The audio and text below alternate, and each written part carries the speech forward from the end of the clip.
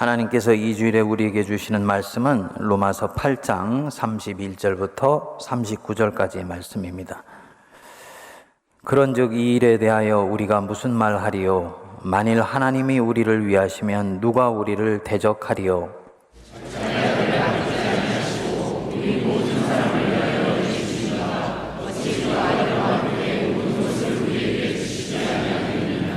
누가 능히 하나님께서 택하신 자들을 고발하리요? 의롭다 하신 이는 하나님이시니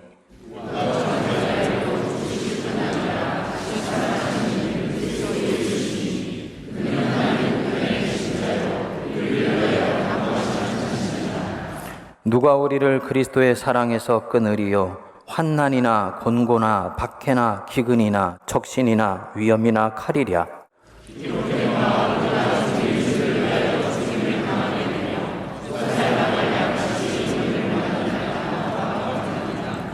그러나 이 모든 일에 우리를 사랑하시는 이로 말미암아 우리가 넉넉히 이기느니라.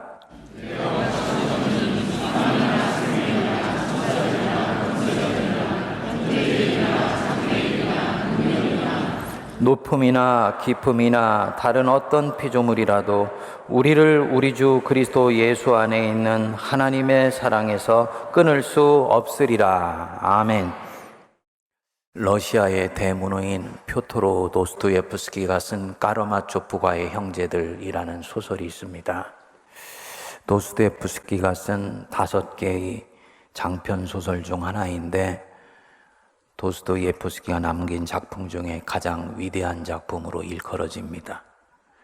여기에 보면 아버지 표도르 파블로비치 까라마초프에게 아들이 셋이 있습니다. 근데 어느 날 막내 아들 알료사가 자기 형 이반, 그러니까 매사에 부정적이고 비판적이고 인생에 회의적인 형에게 하는 얘기가 나옵니다.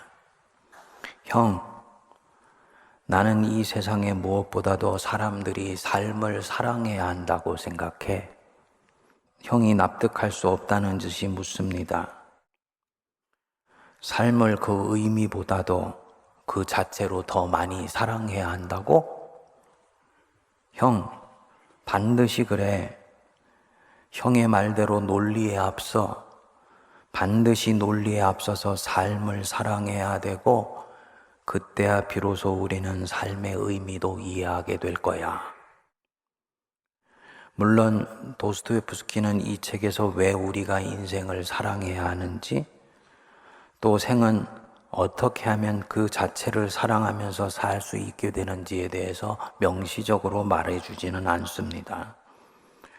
저자는 도처에서 그것을 복선을 깔고 말합니다만 그 답은 이 책을 읽는 독자 자체가 찾아내야 되는 보물로 남깁니다. 여러분들은 인생에서 이 보물을 갖고 계신지요? 자신의 인생을 진정으로 사랑하시는지요? 이 인생을 한 땀 한 땀 만들어가고 그려가고 있는 자신을 사랑하고 또 나를 좋아하는지요? 아니면 생은 살아야 하기 때문에 살고 있는 것이다. 마지못해 사는 것이다. 죽기가 두려워서 사는 것이다. 이런 자리에 떨어져 있지는 않은지요? 사도 바울이 로마서 8장 마지막 대목에서 이것에 대해서 해답을 줍니다. 흔히 로마서를 성경 66권 중에 금자탑이라고 말을 합니다.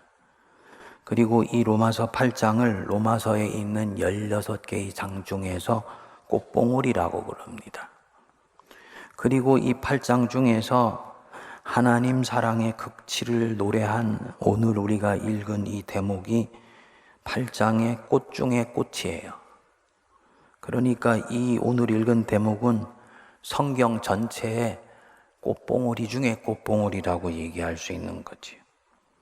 바울이 1장부터 지금까지 8장에 오는 동안에 많은 교리를 치열하게 논증했습니다. 그는 서신서이지만 이 서신서에서 믿지 않는 사람들에게 기독교의 진리를 빈틈없이 논증하려고 했어요. 그래서 인류에게 임하는 하나님의 심판이 무엇인지, 왜 유대인들이 가지고 있는 율법으로는 충분하지 않은지, 믿음으로 의롭다함을 얻는다는 것이 어떤 것인지, 그리고 8장에 와서는 이제 성령을 받은 사람들이 어떻게 신인류로서 살아가야 하는 것인지에 대해서 말을 했어요. 그리고 이 대목에 와서 바울이 갑자기 자신의 치열한 논증을 놓아버립니다. 마치 줄다리기 하다가 그 줄다리기를 탁 놓아버린 것과 같습니다. 그리고는 인간으로서 도저히 상상할 수 없는 하나님의 사랑을 찬양하고 떡설러지, 영광송으로 올려드리는 것으로 8장을 마무리합니다. 그야말로 파격이에요. 왜 갑자기 논증을 멈추었을까? 왜 하나님의 사랑에 대해서는 논증하려고 하지 않는가? 하나님의 사랑은 논증이나 변증이나 설득이나 방어가 필요한 것이 아니라고 보기 때문입니다. 하나님의 사랑은 선포하거나 경험하거나 둘 중에 하나이기 때문이에요. 그는 4번을 반복해서 독자들에게 묻습니다. 31절에는 누가 우리를 대적하리요? 33절에 보시면 누가 하나님께서 택하신 자들을 고발하리요? 34절에는 누가 정죄하리요? 그리고 35절에는 누가 우리를 그리스도의 사랑에서 끊으리요? 이 질문은 반어적인 질문이에요. 아무도 그렇게 할 수 있는 사람이 없다. 오늘은 이 대목을 하나씩 풀어보면서 말씀을 가름하려고 그럽니다. 첫 번째로는 하나님이 우리를 위하시면 누가 우리를 대적하겠는가? 하나님이 우리를 사랑하시면 그 누구도 우리를 대항할 수 없고 우리를 싸워서 이겨낼 수가 없다. 이 얘기죠. 여러분, 하나님이 어떤 사람을 사랑하시고 그 사람을 위해 주시기 시작하시면 누구도 이 사람은 이겨낼 수가 없습니다. 그는 절대로 세상에 의해서 삼켜지지 않습니다. 성도님들 자신이 바로 그런 하나님의 사랑받는 분들 되시기를 축복합니다. 다윗과 사울을 보십시오. 왕궁에서 처음 사울과 다윗이 만났을 때 사울은 모든 것을 갖고 있는 사람이었어요. 돈도 있고 명예도 있고 권력도 있고 군사력도 있고 땅도 다 이 사람이 지배하고 있었습니다. 결국은 다윗이 사울의 눈밖에 나서 왕궁에서 쫓겨나와서 광야로 흘러들어가는 인생이 됩니다. 그때 그는 아무것도 갖고 있지 않았어요. 그 가슴에 하나님 한 분밖에는 없었습니다. 그런데 모든 것을 가진 사울이 하나님밖에 없는 이 다윗을 이겨내지를 못해요. 하나님을 가지면 그는 이미 모든 것을 가지고 있는 사람이기 때문에 하나님이 한 사람 안에 들어와 계시면 하나님이 가지고 계신 그 능력과 위력이 이 사람의 인생을 이끌어 가시기 때문에 누구도 이 사람을 이겨낼 수가 없습니다. 결국은 사울은 이 다윗을 이겨낼 수가 없었어요. 여러분, 하나님이 여러분들을 택하신 순간 여러분들은 하나님 안에서 누구도 여러분들을 이겨낼 수 없는 그런 권세를 가진 자라는 것을 꼭 기억하시기 바랍니다. 내가 하나님 편에 서기 때문에 하나님이 내 편에 서 주시는 것 아니에요. 이 부분에서 제가 여러분들에게 5년 전에 했던 설교를 수정합니다. 5년 전에 제가 설교할 때는 하나님 내 편에 세우려면 내가 하나님 편에 서야 된다 라고 말씀을 드렸어요. 근데 인간은 연약하고 부족하여서 끝까지 신실하게 일관되게 하나님 편에 설 수가 없습니다. 내가 약하기 때문에 때때로는 하나님이 어느 쪽에 서 계신지 알면서도 나는 세상 편에 서게 되는 경우가 있잖아요. 인정하시죠? 왜 안 그런 척 하세요? 여러분들이 약해서 하나님 편에 서지 않고 세상 편에 서도 하나님이 여러분들 편 들어주세요. 왜냐? 여러분들이 택함받은 백성들이기 때문에 하나님이 자기의 그 선택하신 약속을 이루시기 위해서라도 이 사람 도와주시고 이 사람 사랑해 주십니다. 그리고 이 사랑에 점점 깊이 감화가 되면 서서히 이 사람은 세상 편에 선다는 것이 별로 가치가 없다는 걸 알게 돼요. 그래서 마침내 하나님의 사랑에 완전히 감전이 되어버리면 이 사람은 자발적이고 능동적으로 세상 편에 서지 않고 하나님 편에 서게 됩니다. 하나님 편에 서면서 놀라운 은혜를 받게 되죠. 둘째 33절에 보시면 누가 택하신 자들을 고발하리요. 누구도 하나님이 택하신 자들을 고발할 수 없다. 이유가 나오지요. 의롭다 하신 이는 하나님이시니까. 나를 의롭다고 말씀해 주시는 분은 하나님이니까. 외부에서 들려오는 고발과 참소 있어요. 저는 세문안교회 오고 나서 이 고발과 참소를 수도 없이 들었습니다. 이런 고발과 참소를 감당할 수 있는 힘은 내 안에 없더라고요. 내적 확신으로는 반복되는 이런 고발과 참소를 뚫고 나갈 수 있는 힘이 없어요. 하나님 앞에 정직하게 대면해서 양심에 비추어 자기를 살필 때, 그때 힘이 나오게 됩니다. 양심에 부끄러운 짓을 했으면 그때라도 회개해야 되고요. 그것이 아니면 하나님이 의롭다 하시면 그것으로 충분하다라는 믿음이 있어야 돼요. 이것을 가질 때 억울한 일도 참아낼 수 있습니다. 속이 썩어져 가는 같은 아픔도 삼켜낼 수 있어요. 그리고 세상이 뭐라고 하든 주님의 일을 계속할 수 있는 내적 능력이 여기서 나옵니다. 누가 택하신 자를 고발하리요.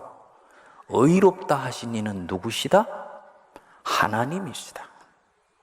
셋째로 34절 보시면 누가 우리를 정죄하리요. 이 세상에 그 누구도 나를 정죄할 수 없다는 것입니다. 그 뒤에 바로 보시면요. 누가 정죄하리요? 죽으실 뿐 아니라 다시 살아나신 이는 그리스도 예수시니. 민감하게 읽어야 되는 대목입니다. 정죄받지 않는다는 것과 죽으시고 부활하시는 이는 그리스도 예수시다. 이게 무슨 관련이 있길래 바울은 이것을 나란히 서술을 해놓은 것이냐? 무슨 상관이 있는 것이냐? 굉장히 깊은 관련이 있습니다. 예수님께서 인류를 위해서 죽으시고 온 인류를 위해 살아나셨죠? 지난주 것까지 연결시켜서 보면 피조 세계 전체가 하나님의 영광의 자유에 이르기를 원하셔서 예수님이 죽으시고 부활하신 거예요. 그런데 인류를 위해서 예수님이 죽으시고 부활하실 때 나 한 사람은 거기에 그냥 묻어서 은혜 받고 구원받는 게 아니에요. 하나님은 나 한 사람 한 사람을 다 기억하셔서 나 하나를 위해서 죽으시고 나 한 사람을 위해서 다시 살아나신 거예요. 그럼 무슨 얘기입니까? 내 한 사람의 몸값을 지불하시기 위해서 하나님이신 예수님이 죽으셨다.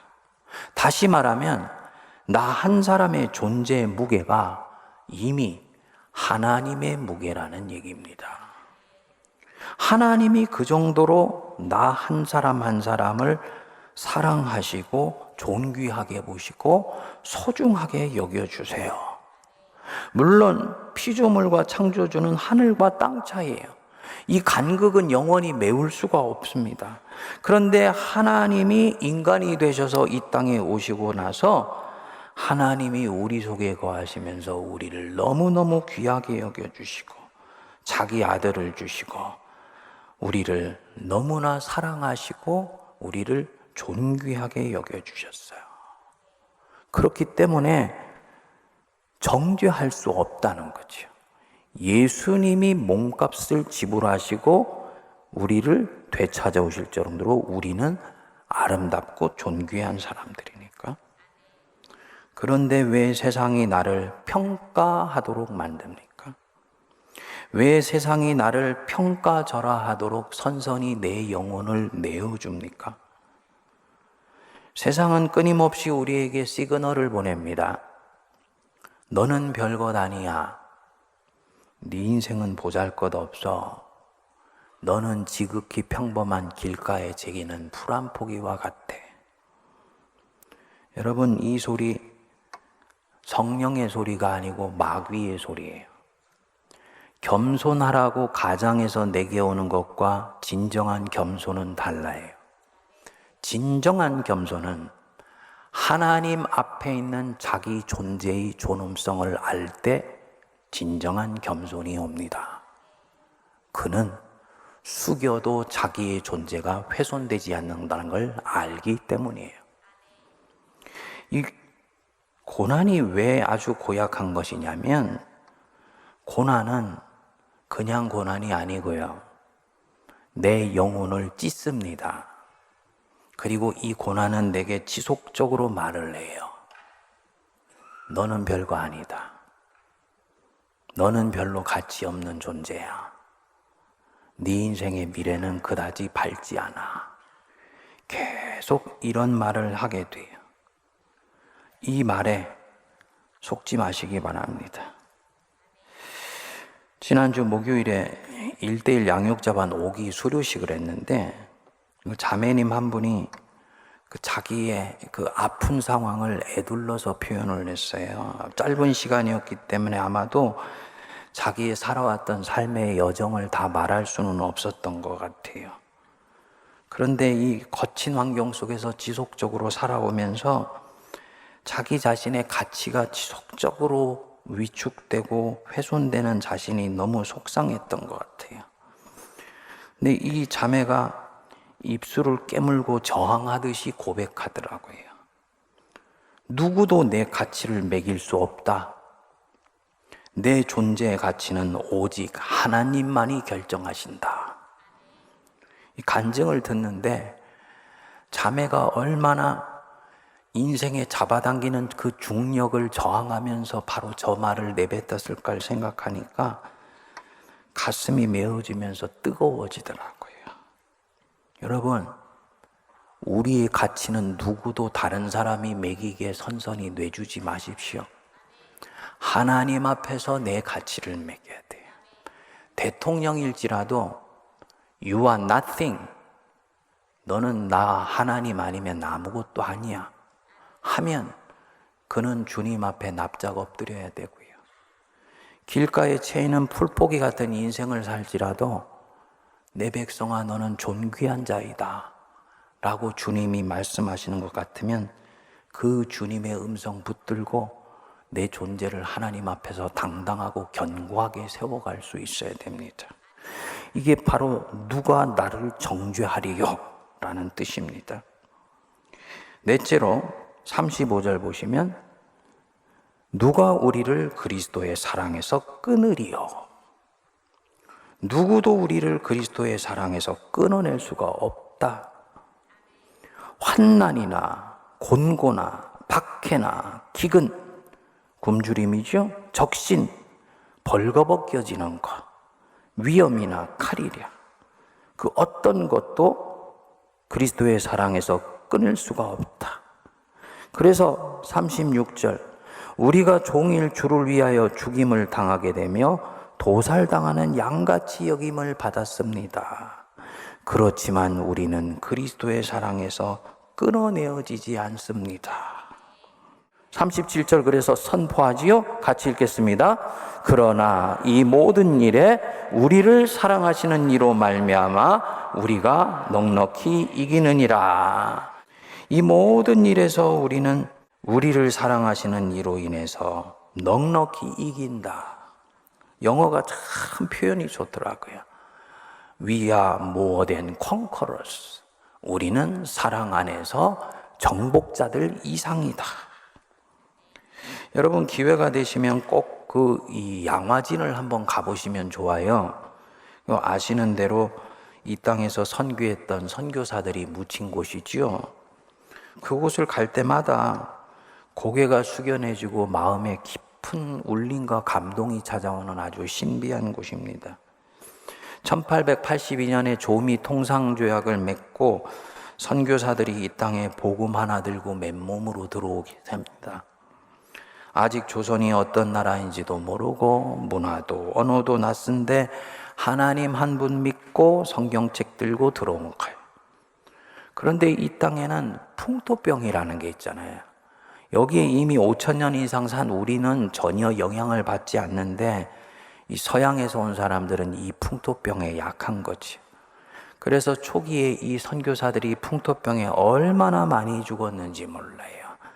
어떤 선교사는 아내와 아들을 먼저 떠나보내고 부부가 같이 들어왔는데 남편이 먼저 죽고 아내가 그 선교를 이어서 하고 또 아내가 먼저 죽고 그 아내를 묘지에 묻고 계속 선교를 하고 그런데 이들이 이 복음으로 인해서 자식 죽고 아내 먼저 떠나보내고 남편 잃었는데 하나님을 원망하거나 불평하지를 않았습니다.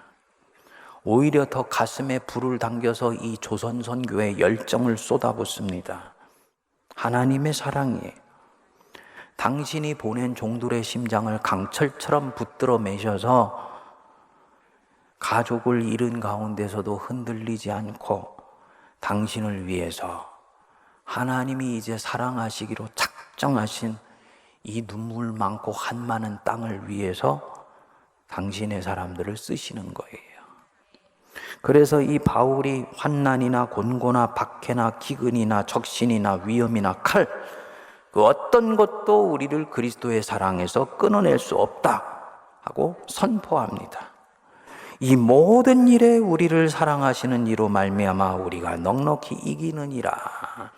영어로는 in all these things, 이 모든 일 안에서요. 환난이나 공고나 박해나 고통 안에서 우리가 하나님의 사랑으로 이긴다. 우리는 이런 환난과 곤고 없이 이기길 원하고 환난과 고통을 벗어나서 이기기를 원하는데 하나님은 그렇게 일하시지 않는다는 거죠. 이 모든 것들 안에서 우리가 하나님의 사랑으로 넉넉하게 이긴다는 거예요. 그리고 사도 바울이 이제 마지막으로 찬양합니다. 우리 38절, 39절 같이 읽겠습니다. 내가 확신하노니 사망이나 생명이나 천사들이나 권세자들이나 현재일이나 장래일이나 능력이나 높음이나 깊음이나 그 어떤 피조물이라도 우리를 우리 주 그리스도 예수 안에 있는 하나님의 사랑에서 끊을 수 없으리라. 아주 대확신 중의 확신으로 하나님 찬양을 마무리해요.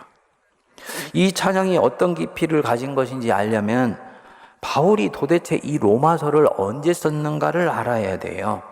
로마서는 바울이 3차 전도 여행을 마치고 예루살렘으로 되돌아가는 길에 고린도에 머무는 3개월 동안 썼을 것으로 추정을 합니다. 그 연대가 대략 56년에서 58년경에 이때 바울이 어떤 심경으로 이 서신을 썼는지, 바울이 어떤 이유의 선교에 대한 계획을 가지고 있었는지 이것이 에베소에 갔을 때 드러나게 돼요.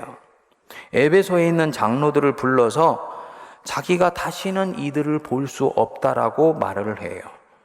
바울 안에 결심 하나가 섰기 때문이에요. 로마 황제 앞에서 내가 복음을 전해야 되겠다. 그런데 내가 그 황제 앞에 설 수 있는 다른 길은 없다. 로마 시민인 내가 일부러 포승줄에 묶이고 쇠사슬에 묶여서 최고법정에 해당되는 이 로마 황제 앞에 상고를 하여서 이 사람 앞에 서는 길밖에 없다, 이것을 확신하게 되는 거예요. 그래서 이제 자기 계획을 암묵적으로 에베소에 있는 장로들에게 말을 합니다. 사도행전 20장 22절부터 23절입니다. 보라, 이제 나는 성령에 매여 예루살렘으로 가는데 거기서 무슨 일을 당할는지 알지 못하노라. 오직 성령이 각성해서 내게 증언하여 환난과 결박이 나를 기다린다 하시나. 그러니까 바울의 지금 이 상황, 이 로마서를 쓰는 상황이 편히 자고 편히 묵고 모든 것이 술술 풀려나가는 상황이 아니라는 거죠. 지금은 어렵지만 내 앞날은 환하게 열려있다라고 생각할 수 있는 상황이 아니라는 거죠. 하나님 사랑을 구가하고 찬양할 만한 외적 환경도 소망도 만들어진 게 아니에요. 오히려 그 반대예요. 스스로 사슬에 묶여서 로마로 가기로 결심했어요. 그래서 그 환난과 결박을 이제 곧 받게 됩니다. 임박한 환난이 자기 앞에 저벅저벅 걸어서 자기 앞으로 오고 있는데 그 안에서 그리스도의 사랑을 노래하고 찬양합니다. 누구도 그리스도의 사랑 안에서 나를 끊어낼 수가 없을 것이다. 이게 어떤 사람입니까? 하나님의 사랑에 완전히 눈이 멎어버리고 심장이 멈춰버린 사람이에요. 하나님이 나를 사랑하신다는 걸 아니까 세상도 나도 간 곳이 없고 구속하신 주님만 보이는 거예요. 여러분, 남녀가 이 연애를 하더라도 하나가 그냥 사랑에 폭 빠지면 앞뒤를 가리지 않지 않습니까? 하물며 살아계신 하나님이 나를 사랑하신다는 걸 알면 그 사랑에 완전히 온몸이 감전되어 버리는 거지. 그래서 그분의 사랑 하나로 나는 충분하다. 그분의 사랑 하나로 나는 이 세상을 넉넉히 이길 수 있다. 임박한 환난도 결박도 오히려 하나님의 일을 이루는 도구로 사용될 것이다. 그렇기 때문에 그리스도 예수 안에 있는 하나님의 사랑에서 나는 절대로 끊어낼 수 없다. 확신합니다. 바울이 3번에 걸쳐 했었던 선교 여행 속에서 바울은 하나님이 자기를 어떻게 사랑하시는지를 온몸으로 깨달아 한 것입니다. 어떻게 생을 사랑할 수 있는가? 이 생을 이끌어가는 분이 하나님이라는 것을 알면 돼요. 하나님이 나를 얼마나 사랑하시는지 알면 자기 인생을 누구보다도 사랑할 수 있게 됩니다. 2주 전에 제가 결혼해야 된다는 설교를 했지 않습니까?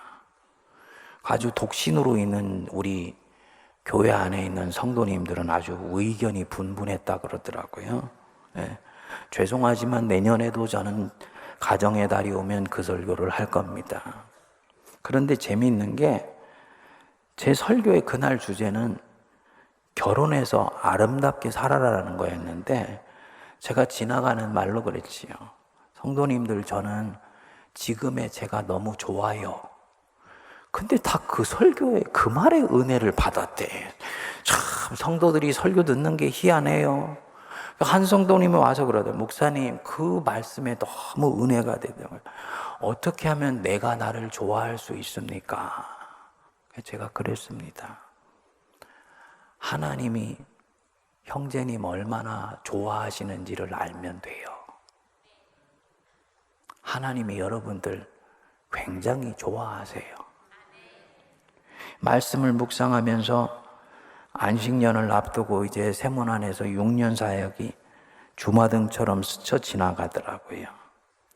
물론 여러분들 중에는 지금도 부족한 사람 때문에 성도들 중에는 마음이 아픈 분도 있고 또 대신학이나 신앙관이 동의가 되지 않아서 속으로 힘들어하는 분들도 있을 것입니다. 하지만 제가 분명하게 말씀드릴 수 있는 것 한 가지가 있습니다. 저는 지난 6년 동안에 다른 것 전했다고 보지 않습니다. 미국서 10년 있다가 건너올 때 내가 입술을 깨물고 결심했던 것이 있어요. 나는 한국교회 돌아가면 복음의 비밀만 담대하게 전하리라. 마음을 다하고 정성을 다하고 뜻을 다하고 힘을 다해서 네 하나님 사랑해라. 요것만 내가 전하리라. 한국교회는 지금 하나님을 잃어버렸는데 잃어버린 그 하나님을 내가 되찾아드리리라. 그래서 그 하나님 사랑이 얼마나 우리를 부유하게 하며 풍요롭게 하며 내 인생에 꽃을 피우게 하는 것인지를 전하리라. 그래서 이것 전한다고 제가 다른 것, 세상 것 잡스럽게 섞어서 전하지 않았어요. 도덕이나 윤리나 율법의 계명 붙들고 성도님들과 씨름하지 않았습니다. 그리고 이것 감히 해왔다고 저는 확신합니다. 한 달 전부터 저도 모르게 하나씩 영적으로 회상을 해보는데 자꾸 그렇게 눈물이 나와요. 이상하게 눈물이 나와요. 처음에는 그 눈물의 실체를 알 수 없었어요. 집에서도 그냥 혼자서 묵상하다가 옆에다가 휴지를 아예 갖다 놓고 울어요. 그 집사람이 뭔가 걱정되는 것이 있는가 해가지고 처음에 묻더라고요. 근데 그게 아니에요. 6년 동안 저를 지켜주시고 사랑해 주신 그 하나님 사랑이 뼈에 저리게 다가오더라고요. 그래서 집에 있으면 와이프가 저한테 그래요. 혼자 부흥회 하시네. 세문안에 와서도 여러분 5년 동안은 제가 세문안 교회에서 울면서 설교한 적이 없습니다. 아실 거예요. 뒤에 자리에 앉아서 찬송가 부르다가 울은 적이 거의 없어요. 근데 요즘은 그렇게 찬송을 하면 눈물이 나와요. 하나님이 나를 얼마나 사랑하시는지를 제가 알기 때문이에요. 한 매듭 한 매듭을 짓고 이제 쉬러 들어가면서 보니까 감사한 것이 제가 지난 6년 동안 우리 세문안교회 섬겨온 부분에 대해서 저한테는 후회함이 없어요. 아쉬움이 없습니다. 제가 할 수 있는 그런 몸부림으로는 최선을 다했다고 저는 봐요. 성도님들 보실 때는 부족한 부분이 있지만 저 스스로에게는 그래요. 갑작스럽게 생명이 끊어지는 사경을 헤매고 저도 놀래고 모든 성도님들 놀래서 철야하면서 기도했지. 몸이 채 추스려지기도 전에 2018년 9월 달부터 엉금엉금 기어 나와서 설교하기 시작했어요. 사는 길은 말씀밖에 없다 생각하고 새벽 3시 반에 일어나서 말씀을 묵상하면 하나님이 이때까지 한 번도 경험해 보지 못한 이 영감을 막 부어주시는 게 느껴지는 거예요. 얼마나 생각해 보면서 감사하든지. 교회 리더십에서 채 뿌리도 내리기 전에 이제 막 온 담임 목사가 목회지 대물림에 대해서 비판하는 설교를 했습니다. 알고 있었어요. 이제 막 2년도 안 된 목사가 그런 설교하는 것은 스스로의 무덤을 파는 일도 될 수도 있다는 거. 그런데 주님이 제게 말씀하셨기 때문에 네가 불충하였다. 아니나 다를까 이 설교 이후에 제 목회 리더십은 더 급격히 위축되어 갔습니다. 안팎에서 공격이 심했어요. 지금도 계속되고 있지요. 그런데 그런 가운데서 정말 이때까지는 한 번도 안 해본 스타일의 목회를 이 세문안교회에서 꾸역꾸역 하기 시작했습니다. 기가 막힐 웅덩이에서 여러 차례를 주님이 건져내 주셨습니다. 이제 와서 보니까 정말 감사한 일이에요. 저는 주님이 내일 저를 거두어 가신다고 해도 저는 아쉬울 것이 없습니다. 후회할 일이 없어요. 보내신 분의 뜻을 다 이루지 못하고 인생을 마무리하는 것 회한이 될 수도 있지만 하나님 뜻 이루는 것이지 내 뜻 이루는 거 아니니까 그분이 여기까지다 하면 그것으로 후회가 없고 아쉬움이 없습니다. 이게 감사한 거예요. 하나님의 몸둘 바를 알 수 없는 이 사랑, 이것이 이 마음 갖게 했다는 거 믿습니다.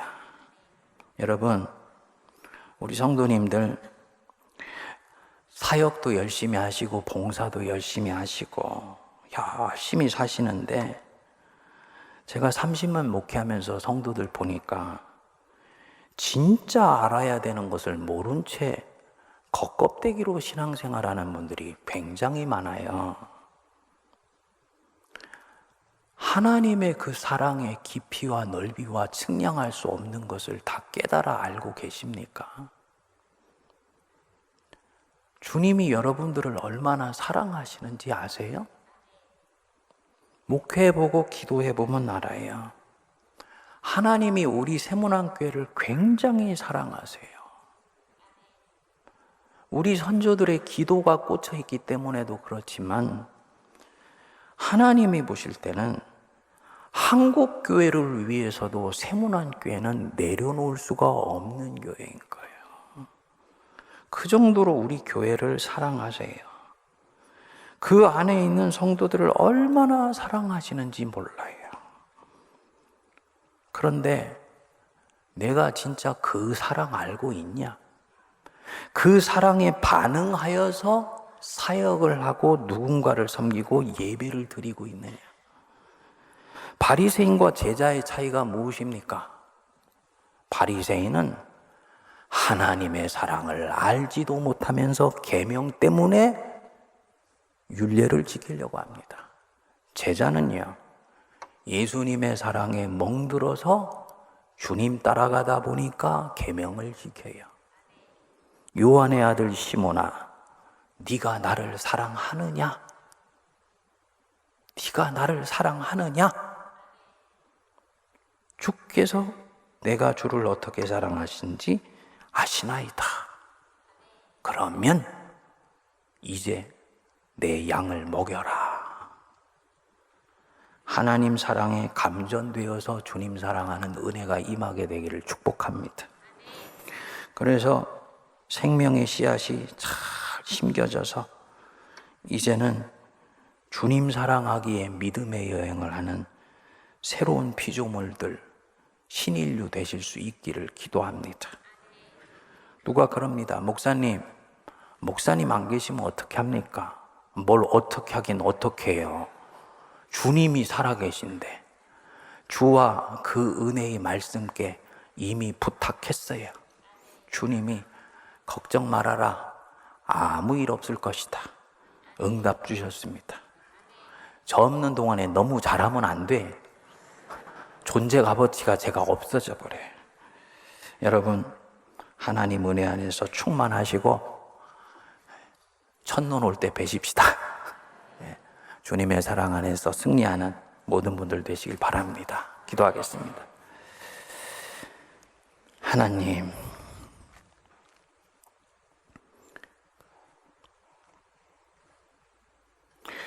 높음이나 깊음이나 그 어떤 피조물이라도 우리를 우리 주 그리스도 예수 안에 있는 하나님의 사랑에서 끊을 수 없는 줄 믿습니다.